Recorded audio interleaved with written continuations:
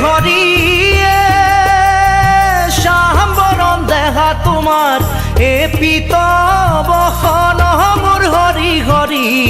এ পিতবখন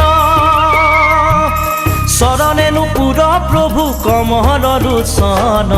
কর্ণত কুণ্ডল তোমার মাথে ময়ূরার পাখি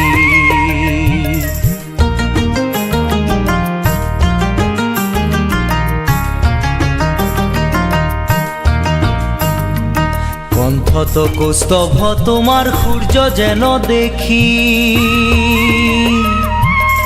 আজানু লম্বিত তোমার বিজুলি বেশি কর্ণত কুণ্ডল তোমার মাথে ময়ূরার পাখি